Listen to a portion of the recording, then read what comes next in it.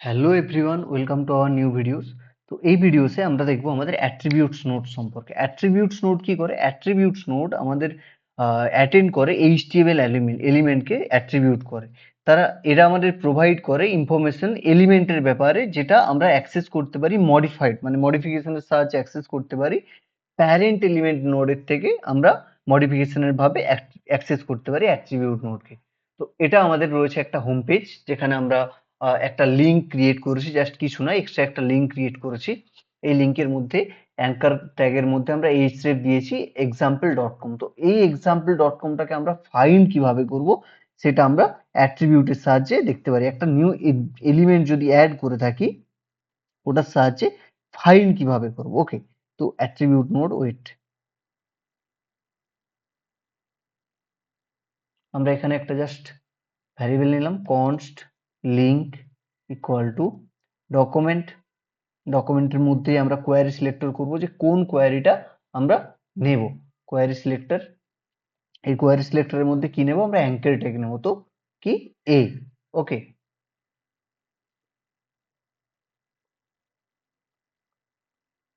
ওকে, দেন আমরা আসবো এই যে গেট অ্যাট্রিবিউটের অ্যাঙ্কার ট্যাগটা রয়েছে, ওটাকে আমরা লগ করব সবার প্রথম। কনসোল ডট লগ, এর মধ্যে কি করব না, লিঙ্ক, যে লিঙ্কটা আমরা অ্যাড করেছি, ডট গেট অ্যাট্রিবিউট, কোন অ্যাট্রিবিউটটা নিচ্ছি, অ্যাট্রিবিউট, এর মধ্যে কি দেব, যে আমরা অ্যাঙ্কার ট্যাবের মধ্যে যে এইচ রেফটা দিয়েছি, অর্থাৎ লিঙ্কটা ফাইন্ড করার জন্য, সেইটা আমরা এইচ রেফের সাহায্যে অ্যাড করব। ওকে, এখন যদি আমরা আমাদের অ্যাট্রিবিউটটাকে সেট করতে চাই, তাহলে কিভাবে সেট করব?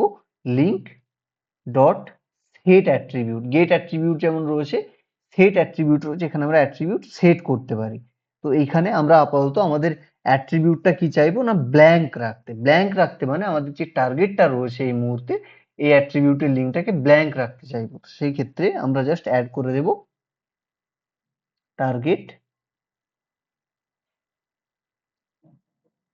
টার্গেটের পরে জাস্ট ব্ল্যাঙ্ক।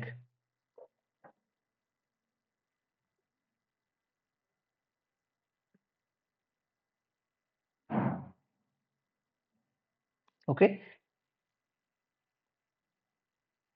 আচ্ছা, আর missing after argument list. Okay, okay, argument list, just wait.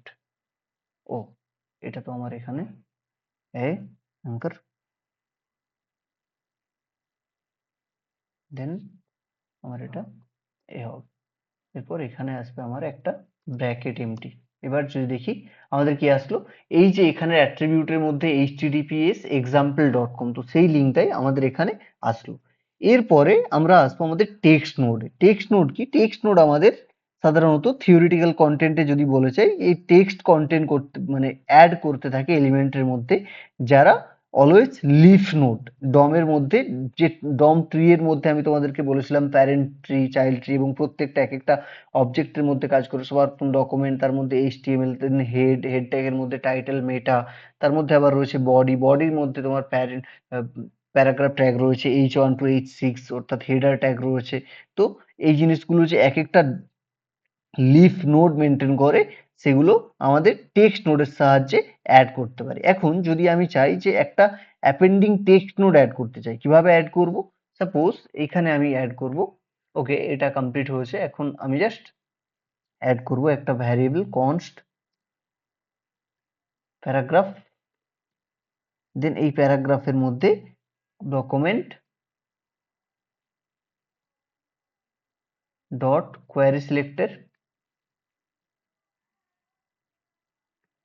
এর মধ্যে আমরা কি করব না, পি ট্যাগ অ্যাড করব, just P.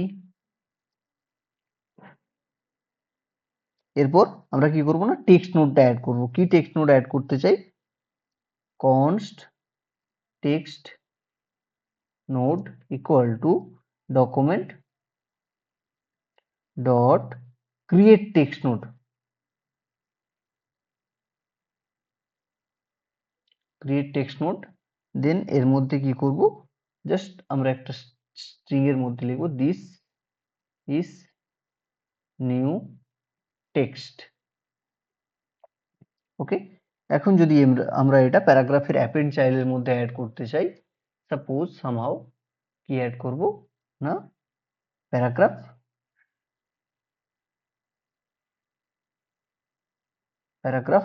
Dot append চাইল্ডের already আমি তোমাদের ইউসেজ বলেছি যে আমরা যখন অ্যাপেন্ড চাইল্ড ইউজ করি আমাদের যে প্যারেন্ট নোড থাকে, প্যারেন্ট নোডের যে চাইল্ড নোড থাকে, ওই চাইল্ড নোডের সব থেকে নিচে আমরা অ্যাপেন্ড চাইল্ড ইউজ করে থাকি নতুন করি, মানে প্যারাগ্রাফ ইউজ করার জন্য, ডিভ ইউজ করার জন্য।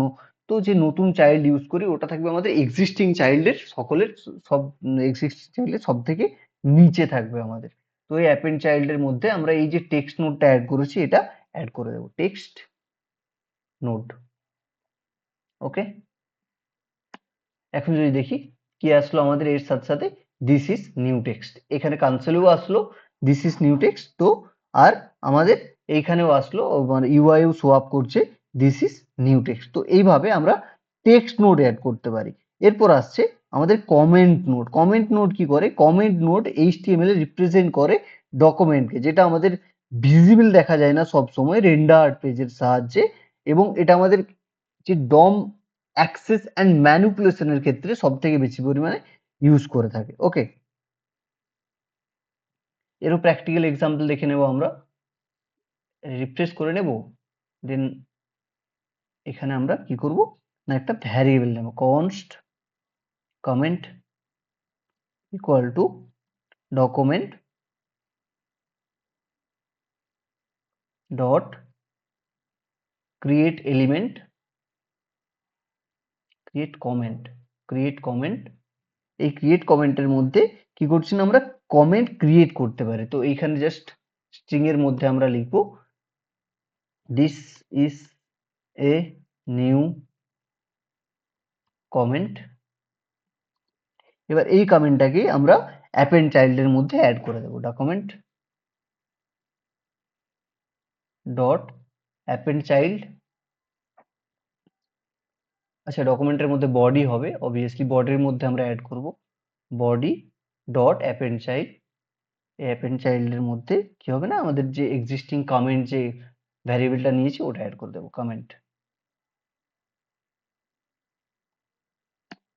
কি আসছে, এটা আমাদের নিউ কমেন্ট বলে একটা কমেন্ট অ্যাড হয়ে গেল।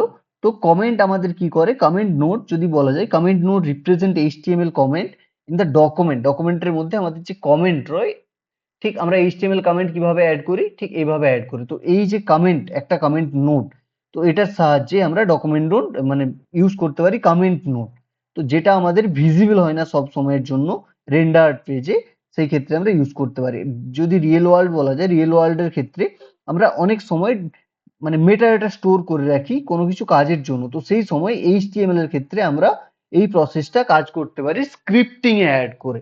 এই হচ্ছে আমাদের কমেন্ট নোডের এক্সাম্পল উইথ প্র্যাকটিক্যাল এক্সাম্পল। ওকে, এরপর আমরা আসবো বেসিক ডম ম্যানিপুলেশন টেকনিক।